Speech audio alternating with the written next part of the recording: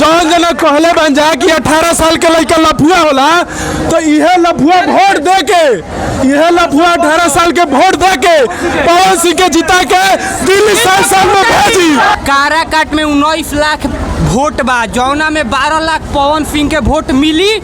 अब की दान निकेला उम्मीदवार देखिए इस वक्त पावर स्टार पवन सिंह कुरी पंचायत के लिलारी गांव में है, जो कि कुरी पंचायत के पैक्स अध्यक्ष हरेंद्र सिंह के दरवाजे पर रुके हुए थे। यहाँ पर देखिए कुछ लोग भीड़ दिखाइए, हमारे पहले कैमरामैन से भीड़ गुजारिश करेंगे, दिखाइए। यहाँ पर कुछ हम इनसे पूछेंगे कि काराकाट लोकसभा क्षेत्र में पावर स्टार पवन सिंह का कितना लहर है। बहुत ज्यादा जलवा है। पवन सिंह हमारे लहर में बहुत ही ज्यादा, मैंने गांव से पूरा सपोर्ट है। लिलारी गांव से इतना सपोर्ट है कि ना कि अब की बार वो दिल्ली पहुंच जाएंगे संसद में। तो इनका कहना में है कि हम लोग इतना सपोर्ट करेंगे कि वो दिल्ली सांसद में पहुंच जाएंगे। एकदम चली पवन की जिंदाबाद चलेगा पवन तो रोकेगा कौन। अब की बार 5 लाख पवन सिंह जिंदाबाद। सुन लो, काराकाट में 19 लाख वोट बा, जौना में 12 लाख पवन सिंह के वोट मिली। अब की दान निकेला उम्मीदवार मिलेगा पवन सिंह का वोट।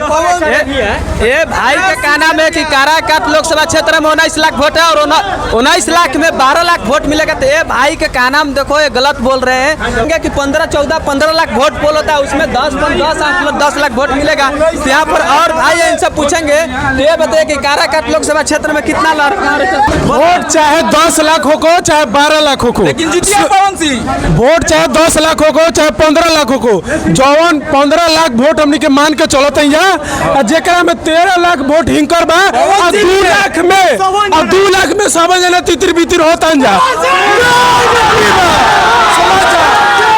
एक और बात, और 13 लाख जौन वोट मिली वो एकदम एक्यूरेट वोट बा, और जो 2 लाख बचल ओकरे में से वोट मिली, तो ई पवन के लहर बा।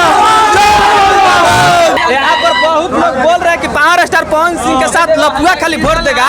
इस पर क्या कहिएगा? बता रहे सुनो, यह जो गांव के आदमी जनता कोई भी कहेला कि 18 साल से लेकर 25 साल के लड़का लफुआ बा, तो यह 18 साल से लेकर 25 साल के लड़का वोट दे के देश बदलेला, सांसद पहुंचाई दिल्ली पवन सिंह के जिता के। और जौन